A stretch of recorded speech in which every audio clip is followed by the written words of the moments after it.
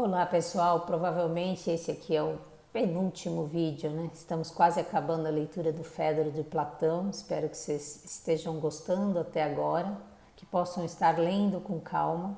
Eu parei no momento em que Fedro e Sócrates estão conversando e o Sócrates diz: bom, então já que esclarecemos que esse discurso que Lísias fez não é um discurso correto, a classificação desse discurso, ela existe com um discurso que tem arte e outro que carece de arte, então já classificamos esse como um discurso que carece de arte. Então, agora ele vai detalhar um pouco mais. Então, eu parei quando o Fedro disse: sou do mesmo parecer. Voltemos então a rememorar isso. Continuando então, Sócrates, a análise que fizemos demonstrou entre o mais o seguinte: não é possível elaborar discursos naturais com arte, seja para ensinar, seja para persuadir, quando se ignora a verdade sobre os objetos nos quais incide o que se diz ou se escreve, isto é, quando não se está na posição de definir e dividir os objetos em espécies e gêneros, quando não se estudou a natureza da alma e não se determinou os gêneros de discursos apropriados à persuasão de cada alma, e se, enfim, o discurso não tiver sido orientado de tal maneira que ofereça um teor complexo ou um teor simples, consoante a alma for, também complexa ou simples. Fazendo um resumo então daquilo que ele tinha dito antes. Se queremos elaborar um discurso, precisamos conhecer tudo isso. Conhecer a verdade sobre o objeto, dividir esse objeto em espécie, em gênero, estudar a natureza da alma do objeto, a natureza da alma da pessoa, saber que tipo de discurso deve ser feito para aquela pessoa, se aquela pessoa tem uma alma simples, se ela tem uma alma complexa. Lembra, né, que ele falou inclusive quando calar, quando continuar. Então ele está dizendo isso. Não é possível elaborar um discurso com arte quando não se domina tudo isso.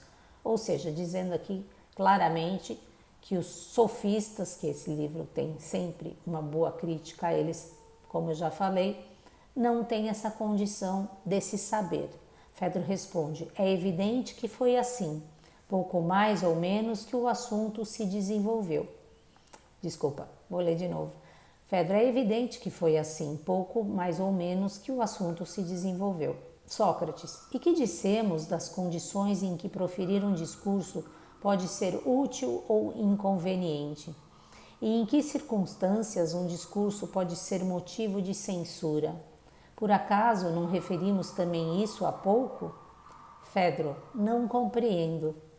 Sócrates, que ou Lísias ou qualquer outro poderão escrever um dia um discurso sobre um assunto, privado ou público, ou propostas legislativas, convicto de que possui grande solidez lógica e persuasiva, eis que isso é digno de censura, porque ignorar, quer no estado de vigília, quer no sonho, o que é justo e o que é injusto, não sabendo distinguir o bom do mal, é coisa que jamais escapa à merecida acusação, mesmo que tal homem consiga o apoio das multidões. Uau, né?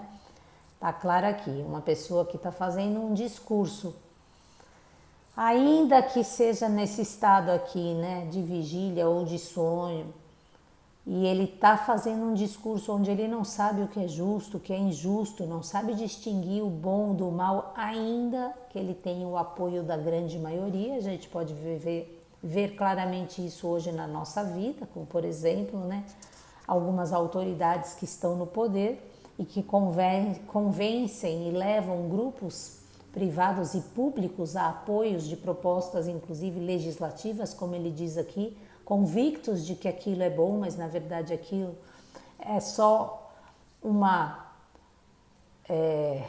um texto, na verdade, persuasivo, que não tem inclusive uma solidez lógica, como ele diz aqui. Ele diz: mesmo que haja o apoio das multidões, este homem receberá a medida acusação.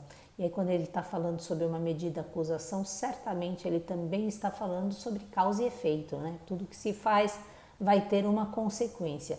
Fedro responde, efetivamente, Sócrates, quanto ao outro, ao orador que ambos gostaríamos de imitar, pensaria que um discurso escrito, seja sobre que assunto for, contém necessariamente uma grande soma de motivos de fantasia, pois nenhum discurso, seja em verso, seja em prosa, merece o dispêndio de um grande esforço para sua composição, o mesmo se podendo dizer dos discursos recitados pelos rapsódos, sem meditação e sem instrução, unicamente destinados a servirem de instrumentos de persuasão. Os melhores de todos os discursos escritos são os que têm por fim servir de memorandos aos que conhecem tais discurso, e somente nas palavras cujo fito é a instrução, assim se gravando na alma sobre o que é justo, belo e bom. Somente nessas encontramos uma perfeição digna dos nossos esforços. Aqui uma descrição do que seria um texto com arte. É aquele que vai gravar na alma, vai nos rememorar, né? Vai nos lembrar aquilo que é justo, aquilo que é belo e que é bom. Apenas estes discursos, e só estes, merecem o nome de filhos legítimos do orador. Primeiro, porque ele mesmo os gerou sobre a força da inspiração. Segundo, porque são capazes de gerar nas almas dos outros homens irmãos que se mostrem dignos da família de que descendem. Quanto às demais espécies de discursos, tanto tu, Fedro, como eu, bem os podemos desprezar. Então, um discurso aqui, um discurso inspirado. Quando se tem algo que não é apenas um pensamento de uma inteligência que divide, que soma, que exclui, mas quando se usa a intuição, o estado da meditação para se adentrar num local onde não existem mais as palavras tais quais a gente conhece, onde existem as primeiras ideias, as primeiras formas, né?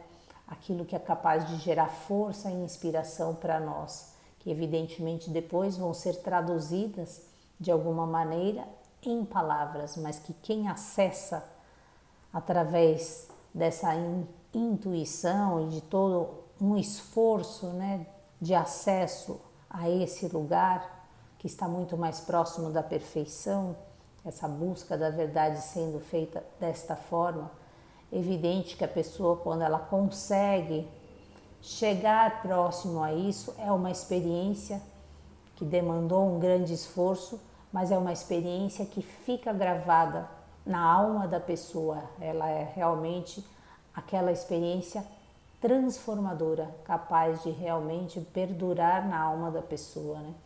E depois essas pessoas inspirarem, né, outras pessoas dessa mesma família, né, a família mais assim dessa busca, a família que está nesse mesmo trajeto e não aqueles que a grande maioria das pessoas, né? Eu vou parar por aqui, esse texto é muito belo, nós estamos realmente agora acabando o livro, eu acho que merece ser saboreado, né? Literalmente, assim, sentido, pensado, né? Em todos os nossos corpos, nosso pensamento, nossas emoções. E aí acho que é importante a gente seguir para essa finalização com a calma e a calma, né, que esse livro merece, realmente. Porque ele fala sobre um santuário na sequência das ninfas, e ele, na verdade, é um livro que tem muita inspiração para nós, e para que a gente possa realmente receber isso, a gente tem que se colocar num estado de maior calma, de maior resignação num certo sentido, né? Maior busca. Beijos para vocês, pessoal. Até amanhã, se Deus quiser. Bye, bye.